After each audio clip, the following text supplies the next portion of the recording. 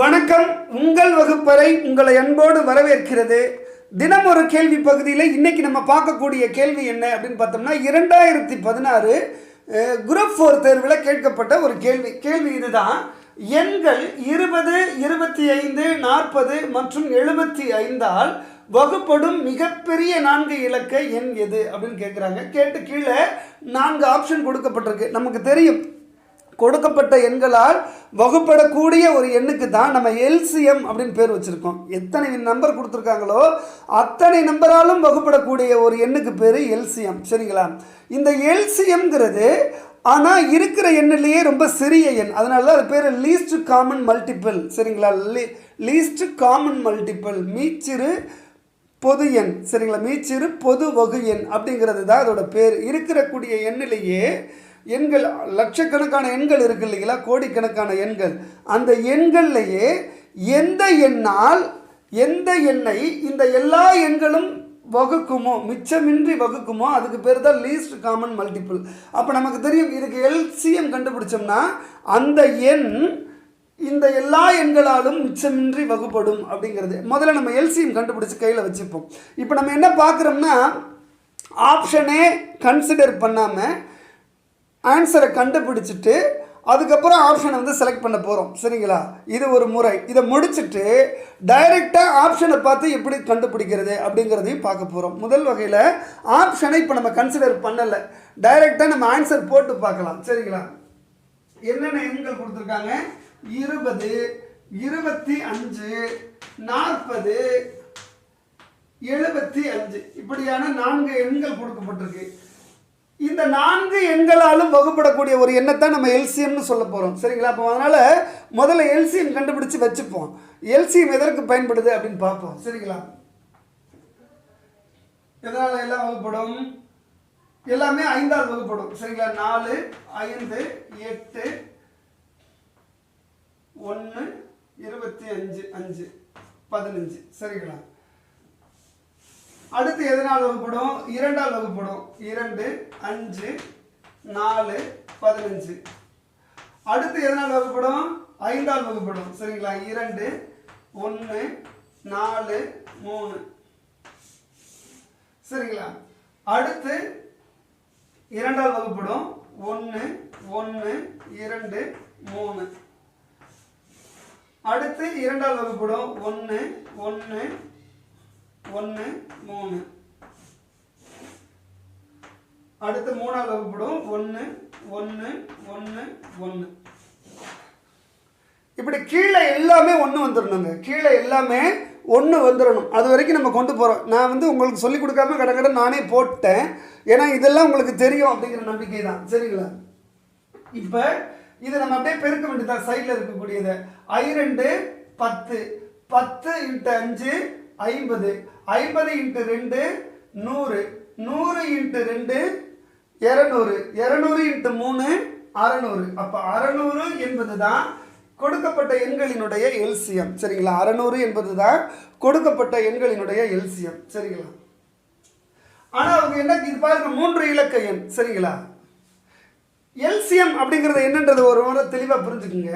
இப்போ இங்கே 20 இருக்கு. சரிங்களா? இந்த ஒரு எண்.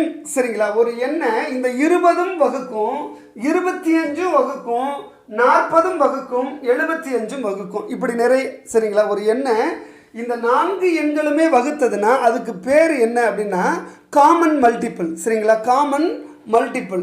அந்த மாதிரி நிறைய எண்கள் இருக்கும். இந்த 4 எண்களாலும் வகுப்படக்கூடிய எண் நிறைய எண்கள் இருக்கும். சரிங்களா?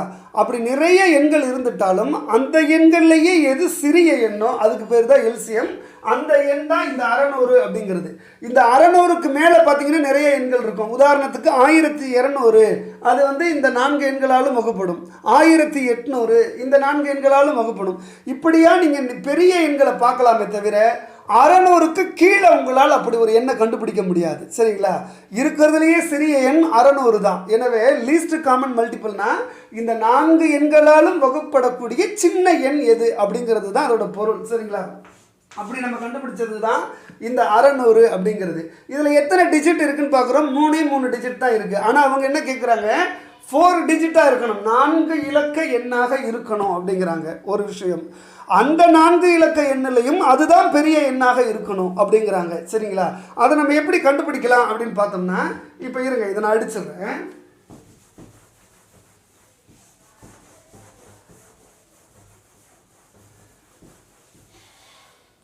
நம்ம என்ன பண்ணுறோம், இருக்கிற எண்ணிலேயே மிகப்பெரிய 4 இலக்க எண் எது அப்படின்னு பார்க்குறோம். இருக்கிற எண்ணிலேயே மிகப்பெரிய 4 இலக்க எண் இதுதான். சரிங்களா? இருக்கிற எண்ணிலேயே மிகப்பெரிய 4 இலக்க எண் இதுதான். சரிங்களா? இதை ஒரு பக்கம் வச்சுக்கோங்க. இது கூட நீங்கள் ஒன்றை சேர்த்திங்கன்னா கூட அது 5 இலக்க எண்ணாக மாறிடும். அப்போ இருக்கக்கூடிய எண்ணிலேயே மிகப்பெரிய 4 இலக்க எண் இதுதான். இந்த எண் டிவைடட் பை நம்ம கண்டுபிடிச்ச எல்சிஎம் போடுறீங்க. சரிங்களா? போட்டிங்கன்னா உங்களுக்கு ஒரு பதில் கிடைக்கும். சரிங்களா? வகுத்து பார்க்குறோம், என்னென்ன வருதுங்க. 9990 எத்தனை முறை 600 இருக்குது அப்படின்னு பார்க்குறோம். ஒரு 15 முறை இருக்குது, 16 முறை இருக்குது. சரிங்களா?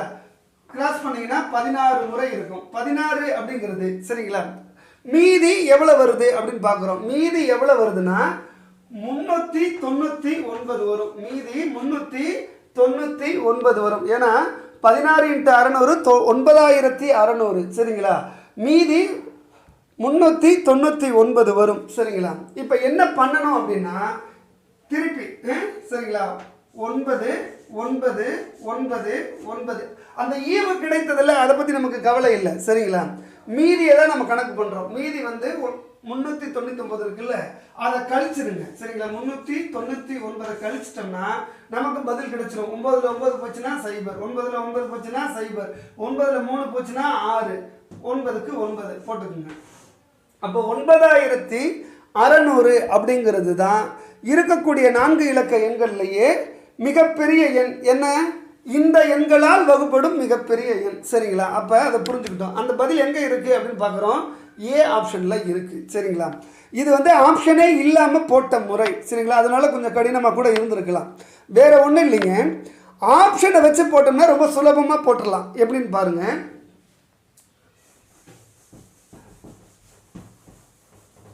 முதல்ல நீங்கள் எப்பயும் போல எல்சிஎம் கண்டுபிடிச்சிட்டீங்க. 600 அப்படின்னு இருக்குது. இருக்கக்கூடிய ஒவ்வொரு ஆப்ஷனையும் எடுத்து நீங்கள் சப்ஸ்டியூட் பண்ணி பாருங்கள். சரிங்களா? இருக்கக்கூடிய ஒவ்வொரு ஆப்ஷனையுமே எடுத்து சப்ஸ்டியூட் பண்ணி பார்க்குறீங்க.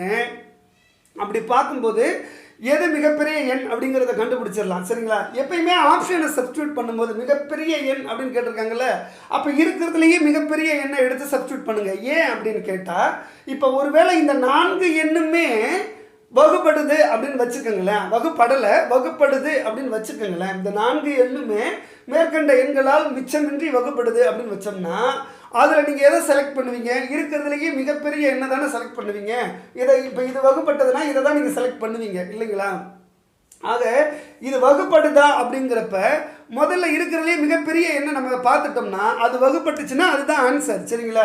அடுத்து கீழே இருக்கக்கூடிய எண்ணுக்கு நம்ம வர வேண்டிய அவசியமே கிடையாது. அதுக்காக சொல்கிறேன், இருக்கிறதுலே மிகப்பெரிய எண் எதுவோ அதை எடுத்து முதல்ல சப்ஸ்டியூட் பண்ணுங்க. இப்போ 9800 இதை சப்ஸ்டியூட் பண்ணிக்கிறோம். சரிங்களா? நம்ம ஏற்கனவே எல்சிஎம் கண்டுபிடிச்சி வச்சுருக்கோம். அந்த எல்சிஎம்மால் வகுத்து பாருங்கள். சரிங்களா? வகுத்து பார்க்குறோம். 0க்கு 0, 00வும் போயிடுச்சு, மேலே உள்ள 00வும் போயிடுச்சு. சரிங்களா? இப்போ 98 6ஆல் வகுப்படுமா அப்படின்னு பார்க்குறோம். வகுப்படாது. சரிங்களா? 1 6 6, மிச்சம் 3 இருக்குது, 38. 38ன்றது 6ஆல் வகுப்படாது, 36 தான் வகுப்படும். சரிங்களா? அப்போ இது முழுமையாக வகுப்படாத எண்ணா இருக்குது. அப்போது 9800 அப்படிங்கிறது தவறான பதில். சரிங்களா?